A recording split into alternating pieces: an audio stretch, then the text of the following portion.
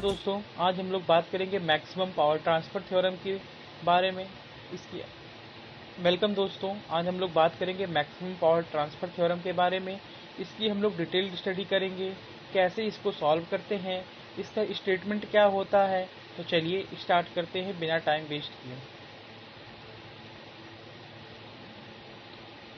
ये रहा इसका स्टेटमेंट में लिखा है कि ये resistance load being connected to a DC network receives maximum power when the load resistance is equals to the internal resistance, means Thevenin's equivalent resistance of the source network as seen from the load terminals। मतलब कहना क्या चाहते हैं कि कब हमारा load resistance जो DC network के अक्रॉस कनेक्ट है मैक्सिमम पावर रिसीव करेगा।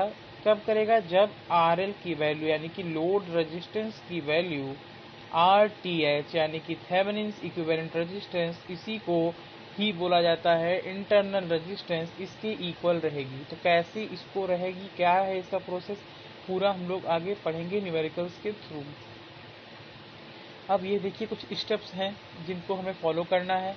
पहले क्या करना है, लोड रेजिस्टेंस वाली ब्रांच को रिमूव कर देना है, यानी कि जिस ब्रांच के अक्रॉस लोड रेजिस्टेंस दिया हुआ है उसको हमें रिमूव कर देना है। उसके बाद का स्टेप फर्स्ट, हमें क्या करना है, लोड रेजिस्टेंस वाली ब्रांच को रिमूव कर देना है, यानी कि उसे ओपन सर्किट कर देना है। और उसके बाद हमें फाइंड कर लेना है थेवेनिन्स रेजिस्टेंस। थेवेनिन्स रेजिस्टेंस को फाइंड करते समय हमें कुछ बातें ध्यान रखनी है कि और क्या क्या करने हैं। हमें अगर कोई वोल्टेज सोर्स दिया है, इंडिपेंडेंट वोल्टेज सोर्स दिया है, तो उसे हमें क्या कर लेना है, शॉर्ट सर्किट कर लेना है। यानी कि अगर कोई सर्किट है वहाँ पे इंडिपेंडेंट वोल्टेज सोर्स दिया हुआ है तो उसे हमें कैसे कर लेना है, कुछ इस प्रकार से कर लेना है, उसे शॉर्ट सर्किट में कन्वर्ट कर लेना है। और अगर आपको कुछ दिया है, करंट सोर्स दे रखा है, तब क्या करेंगे, तो करंट सोर्स अगर आपको दे रखा है तो उसे हम लोग ओपन सर्किटेड कर लेंगे। मतलब अगर ये आपकी सर्किट है, इसमें ये आपका करंट सोर्स दिया है, तो इसे हम लोग क्या कर लेंगे, इसे हम ओपन कर लेंगे। समझ रहे हैं? अब चलिए हम लोग नेक्स्ट स्टेप्स के बारे में बात करते हैं कि नेक्स्ट स्टेप क्या क्या है। तो नेक्स्ट स्टेप आप लोग पढ़िए ध्यान से। As per maximum power transfer theorem there is RTH is the load resistance of the network, that is RL is equals to RTH। हम लोग स्टेटमेंट में भी पढ़ चुके हैं कि कोई जब मैक्सिमम पावर ट्रांसफर करेगा जब उसका जो RL लोड रेजिस्टेंस की वैल्यू उसके इंटरनल रेजिस्टेंस की इक्वल हो, यानी कि RTH के इक्वल हो। अब हमें क्या क्या फाइंड करना है, इसके बाद फाइंड करना है हमें VTH यानी कि थेवेनिन्स वोल्टेज, जिसे कई बुकों में V0 के नाम से भी डिनोट किया गया है, लेकिन हम लोग न्यूमेरिकल के थ्रू जब लेंगे तो VTH से ही डिनोट करेंगे, क्योंकि अगला हमें पढ़ना है थेवेनिन्स, और थेवेनिन्स में सब हमको VTH RTH ही लेकर के चलना है, तो इसलिए हम सिमिलरिटीज़ बनाए रखना चाहते हैं। तो हमें क्या उसके बाद करना है, VTH की वैल्यू निकाल लेनी है। उसके बाद मैक्सिमम पावर ट्रांसफर गिवन होता है P max is equals to VTH square upon RL square. ये VTH स्क्वायर है। RL means RL is equals to, यहाँ पे फिर मैं बता दे रहा हूँ, RL is equals to RTH है आपका। उसके बाद हमें ध्यान रखना है कि जो ZL है, ZL कब रहेगा, कि सपोज कोई सर्किट है उसमें अगर रेजिस्टेंस के साथ इंडक्टेंस और कैपेसिटेंस सब कुछ लगे हैं तो हम क्या लेंगे, ZL लेंगे। मतलब अगर ये सर्किट है, अगर उसमें सिर्फ रेजिस्टेंस लगे हैं तो हम R से डिनोट कर देंगे, RTH से। अगर इसी सर्किट में क्या लगे हैं आपके, इसी सर्किट में आपके लगे हैं रेजिस्टेंस भी, इंडक्टेंस भी, या इसी साथ कैपेसिटेंस भी लग गए, तो इसे हम लोग ZTH से डिनोट करेंगे। तो चलिए आगे बढ़ते हैं न्यूमेरिकल की तरफ। ये है हमारा न्यूमेरिकल। इसमें हमें फाइंड करना है इस ब्रांच के अक्रॉस मैक्सिमम पावर कितना ट्रांसफर हो रहा है। तो इस ब्रांच के अक्रॉस मैक्सिमम पावर ट्रांसफर होने से पहले इस ब्रांच की रेजिस्टेंस हमें निकालनी पड़ेगी। वह रेजिस्टेंस किसके इक्वल होगी, थेवेनिन्स इक्विवेलेंट रेजिस्टेंस के इक्वल होगी। उसके लिए हमें क्या क्या करना पड़ेगा, पहले हमें ध्यान रखना है कितने इंडिपेंडेंट सोर्सेज दिए हैं। तो देखिए एक इंडिपेंडेंट सोर्स ये दिया है, एक इंडिपेंडेंट सोर्स ये दिया है। तो अब हम आगे बढ़ते हैं, पहले हम फाइंड कर लेते हैं इसका RTH। तो RTH फाइंड करते समय आप लोग ध्यान से देखिए, ध्यान से कि यहाँ पे जो हमारा वोल्टेज सोर्स लगा था उसको हमने क्या कर लिया, शॉर्ट सर्किट कर लिया। यहाँ वाले को भी हमने क्या कर लिया, शॉर्ट सर्किट कर लिया। और अब आगे हम प्रोसेस उसी के हिसाब से फॉलो करेंगे। तो अब देखिए, अगर सपोज यहाँ से करंट फ्लो करिए आप, तो करंट क्या करेगी, ये दोनों आपस में पैरेलल में रहेंगे। फिर इसके साथ जो आएगा उसके साथ सीरीज में चला जाएगा।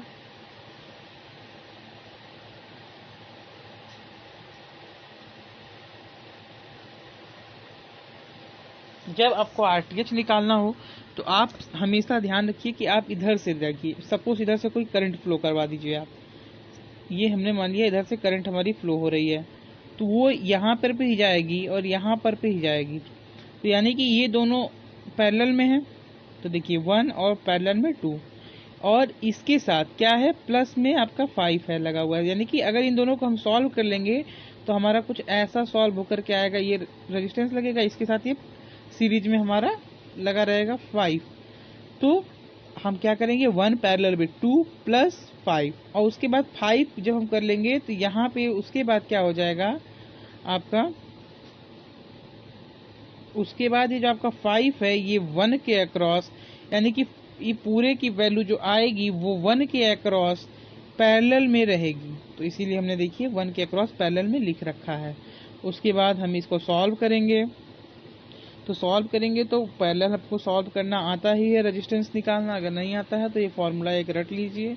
आर की वैल्यू अगर हमें निकालनी है, पैरेलल में दिया है तो R1 into R2 upon R1 plus R2, तो 1 इंटू 2 अपॉन 1 प्लस 2।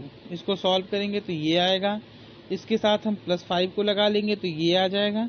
फिर ये 1 के साथ ये दोनों पैरेलल में लगे हैं, फिर हमें वही लगाना है, यही वाला फार्मूला। फिर हमें सॉल्व कर लिए तो फाइनल आंसर हमारा कितना आ रहा है, फाइनल आंसर हमारा 0.85 ओम आ रहा है।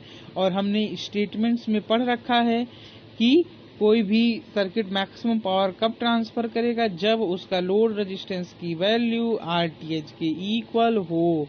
यानी कि ये वाली जो वैल्यू हमने निकाली है ये किसके इक्वल हो जाएगी, आर एल के इक्वल हो जाएगी। देखिए आर एल के इक्वल हो गई। अब हम लोग पढ़ते हैं नेक्स्ट स्टेप में। अब हम फाइंड करेंगे वीटीएच।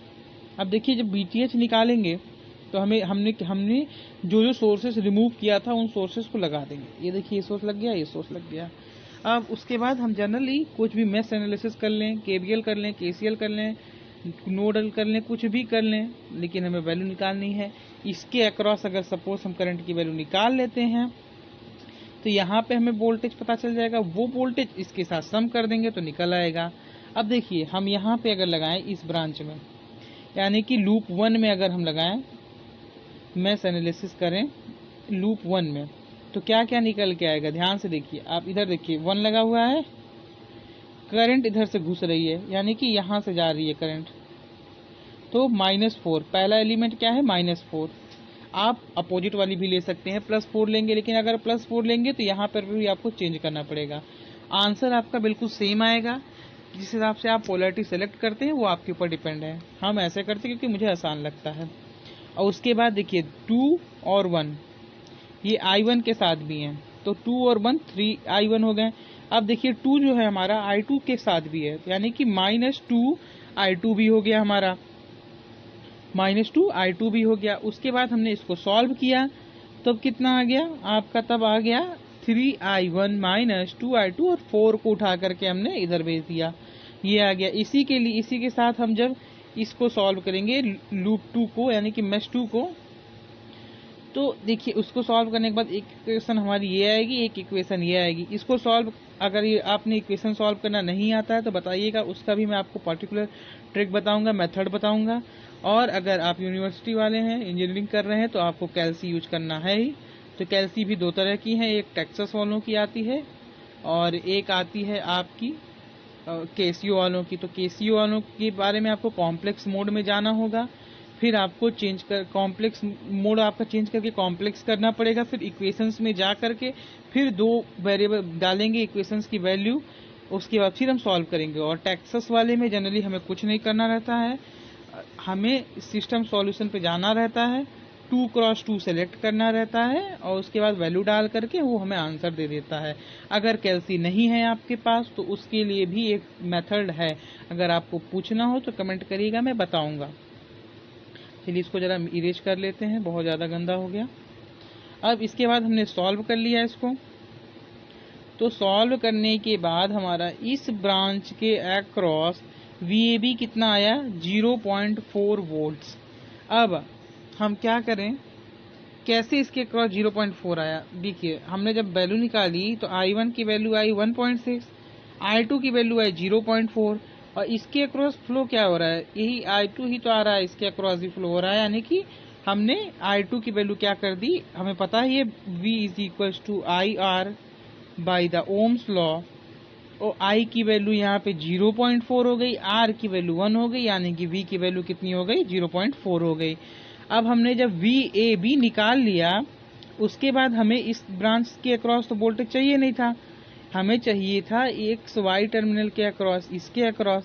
तो यहाँ पे ये भी तो हमारा एक सम होगा, यानी कि जब हम VXY जब लिखेंगे उसके साथ VAB जो हमने निकाला है इसमें क्या सम कर देंगे, 6 वोल्ट भी सम कर देंगे। इसको सॉल्व करेंगे तो 6.4 वोल्ट हमारा आ जाएगा VXY के अक्रॉस वैल्यू, इसी को हम क्या बोलेंगे, VTH। अब हमें Pmax का फॉर्मूला पता ही है, VTH upon 4R, VTH square upon 4R। अब VTH की वैल्यू का हमने स्क्वायर कर दिया अपॉन में 4 इंटू 0.85। अब अगर इसको आप कैल्सी में सॉल्व करते हैं तो कैल्सी में आपको ध्यान रखना पड़ेगा, आपको कैसे डालना है, 6.4 का होल स्क्वायर डालना है आपको, और उसके बाद आपको अपॉन करना, यानी कि पहले आप देखिए 6.4 डालिए, फिर डिवाइड का सिंबल, फिर एक ब्रैकेट, फिर 4 इंटू 0.85 डालिएगा, फिर आपको ये 12 वॉट वैल्यू दे देगा। अब चलिए एक और अच्छा सा क्वेश्चन लेते हैं जिसमें यहाँ पे बीच में फाइंड करना रहेगा, तो आगे बढ़ते हैं।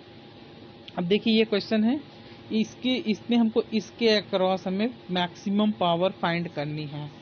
अभी तक हमको यहाँ फाइंड करना था तो हमने रिमूव करके तुरंत कर लिया था, अब हमें इसके अक्रॉस फाइंड करनी है। तो कैसे फाइंड करेंगे, तो पहले ध्यान दीजिए, आपको फाइंड क्या क्या करना है। एक तो RTH निकाल लेना है, वो RTH निकालने के बाद आपको VTH निकाल लेना है। तो चलिए देखते हैं कैसे निकलेगा। अब देखिए ये आपकी सर्किट थी, हमको क्या करना था, जिस ब्रांच के अक्रॉस हमें निकालना है उसको हमें ओपन सर्किट बना देना है। अब इसको देख के आप लोग कंफ्यूज मत होइएगा कि ये कहाँ से आ गया, ये कैसे आया, तो बताते हैं हम आपको। तो ये जो आपकी सर्किट है, ध्यान से देखिए, ये दोनों आपके पैरेलली कनेक्टेड हैं और हमें पता है जब हम इन दोनों को सॉल्व करेंगे, यानी कि इस करंट सोर्स को किस में कन्वर्ट करेंगे, वोल्टेज सोर्स में कन्वर्ट करेंगे, तो according to the law Ohm's law V is equals to IR या 5 इंटू 2 10, और सीरीज में रेजिस्टेंस लगा रहेगा 2 ओम का, वही यहाँ पे देखिए लिखा हुआ है, 10 वोल्ट निकाले हैं और उसके साथ सीरीज में 2 ओम लगा हुआ है। अब हम आगे प्रोसेस बताते हैं, अब आपको सॉल्व कैसे करना है। अब ये देखिए ये तो कोई क्लोज लूप बन नहीं रहा है, यानी कि आप गलती मत करिएगा कि यहाँ पे लगा दीजिएगा, और ऐसी भी गलती मत करिएगा कि इसको भूल जाइएगा।